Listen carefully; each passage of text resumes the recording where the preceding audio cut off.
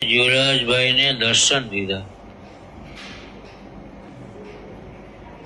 અને એ વખતે જયારે મહાપુરુષ સ્વામી આવ્યા હતા ને ખબર કાઢવા માટે, ત્યારે એમના સસરા, યુવરાજભાઈના સસરા એમને જમાઈને જોવા આવેલા. એમના સસરાએ કોઈ ચારણબાઈ હોય ને, ચારણબાઈ એને વાત કરી છે કે અમારા જમાઈ બીમાર છે, તો તમે કંઈક મંત્રેલું કંઈક આપો.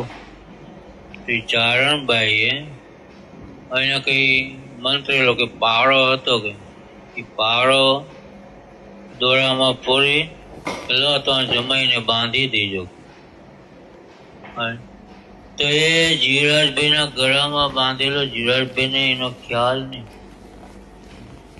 અને સ્વામિનારાયણ ભગવાન દર્શન દીધા. જીવરાજભાઈ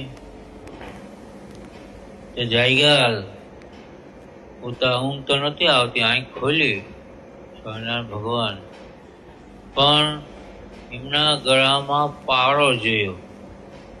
ચારણબાઈએ કંઈક આપ્યો હશે એમના સસરાના કહેવાથી, એમના સસરાએ પાવડો બાંધેલો.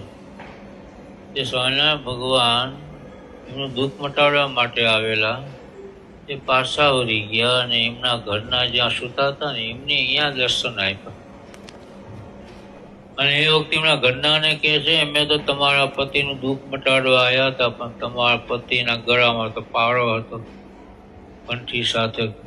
તમે કંઠી તો પહેરી છે, પણ ચારણબાઈએ કંઈક મંત્રેલો પાવડો આપ્યો હશે, એટલે અમે પાછા વળી ગયા.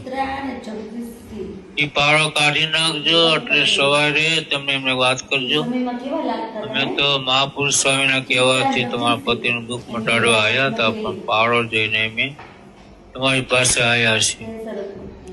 આવી રીતે ભલામણ કરી સ્વામિનારાયણ ભગવાન અદ્રશ્ય થઈ ગયા.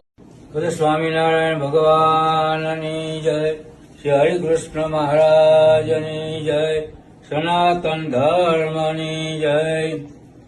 વંદનીય વાલા ભક્તજનો, તાજેતરમાં જ એક પ્રવચન દરમિયાન અંધશ્રદ્ધા દૂર કરવાના આશ્રયથી ચારણ માતાનો એ પ્રસંગ કયો હતો, પરંતુ તેમાં કોઈ પણ દેવી પુત્ર, ચારણ ભાઈ, સમાજના ભાઈઓ બહેનોની લાગણીને ઠેસ પહોંચાડવાનો ઈરાદો ન હતો.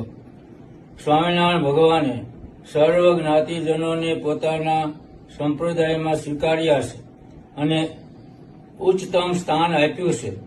અમારા આદ્ય ગુરુ, કવિ સમ્રાટ શ્રી બ્રહ્માનંદ સ્વામી એનો જીવતો જાગતો પુરાવો છે.